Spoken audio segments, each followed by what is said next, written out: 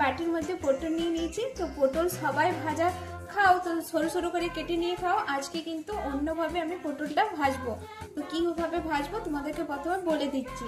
আমি পটলটা প্রথমে দু সাইডটা কেটে নেব, মাঝের যে অংশটা ওটা বের করে মশলা দিয়ে পুর করে এর মধ্যে আবার করে ভেজে নেব।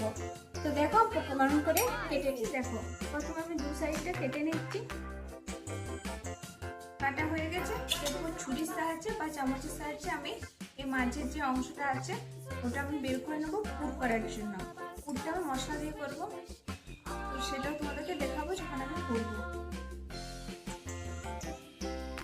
চামচ এসে হালকাভাবে এইগুলো বের করে নিতে হবে যাতে সাইড উপরে না ভেঙে যায়।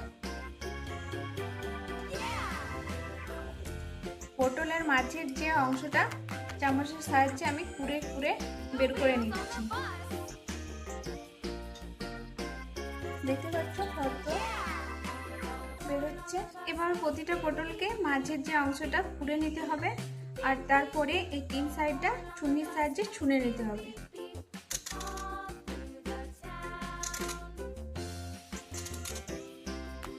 পটল কাটা ছোলা আর এর মাঝের অংশটা আমার বের করা হয়ে গেছে। দেখো মাছটা পুরোটা ফাঁকা হয়ে গেছে। এটা আমি মাছটা দিয়ে ভেজে নেবো। করে আমি পুরটা ভরতে হবে এর মধ্যে ভেজে নেব। কড়াইয়ের মধ্যে তেল গরম হয়েছে, এটা আমি পাঁচফোড়নটা একটু দিয়ে দিচ্ছি। পাঁচফোড়ন দেওয়ার পরে আমি একটু শুকনো লঙ্কা দিয়ে দিচ্ছি। ফোড়ন ভাজা হয়ে গেছে, আর পটলের যে মাছের অংশটা আমি পুড়ে রেখেছিলাম এটা আমি তেলের মধ্যে দিয়ে ভেজে নেব। আর কি কি মশলা দিচ্ছি সেটা তোমাদেরকে দেখিয়ে দিচ্ছি। একটু লবণ দিয়ে দিচ্ছি, একটু হলুদ গুঁড়ো দিয়ে দিচ্ছি। ভালোভাবে ভেজে নেব, তারপর মশলা দিয়ে কষে নেব। পটলের মাঝের অংশটা যেটা পুড়ে নিয়েছিলাম সেটা এমনিভাবে 5 থেকে 10 মিনিট নেড়ে চেড়ে ভালো করে ভেজে নিতে হবে মিডিয়াম ফ্লেমে। এভাবে ভালো করে ভেজে নেওয়ার পর মশলা দিতে হবে। তো মশলা দিয়ে ভালোভাবে কষিয়ে নিতে হবে। তো কি কি মশলা ব্যবহার করছি তোমাদেরকে দেখিয়ে দিচ্ছি। আমি জিরে গুঁড়ো, ধনে গুঁড়ো আর আদা আমি বেটে নিয়েছি, আর সামান্য একটু কাশ্মীরি লঙ্কা গুঁড়ো নিয়েছি।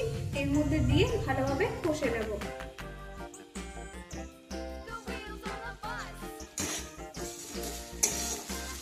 মশলা দিয়ে আমি কষিয়ে নিয়েছি আর ভাজাও হয়ে গেছে।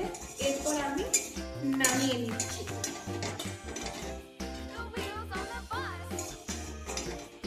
এই পুরটা আমার রেডি হয়ে গেছে। এরপর আমি তো দেখিয়ে দিয়েছি যে পটলটা আমি কিভাবে কেটেছি গোল গোল।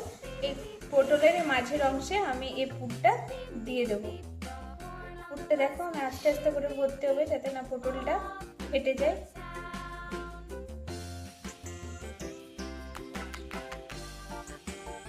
পটলের মধ্যে পুর ভরা হয়ে গেছে। এরপর আমি একটু হলুদ আর একটু লবণ এর গায়ে লাগিয়ে দেবো। এরপর আমি তেলের মধ্যে দিয়ে একে ভেজে নেব।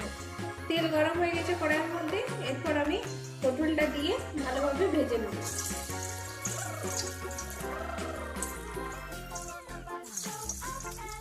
পটলটা আমরা সবাই শুরু করে কেটে নিয়ে ভাজা খেয়েছি। এটা অন্য রকমের একটা নতুন রেসিপি। আত্মীয় স্বজনকে দিতেও ভালো, আর এমনি নিজেদের মধ্যে খেতেও খুব সুন্দর একটা স্বাদ আছে, খুব সুন্দর লাগে।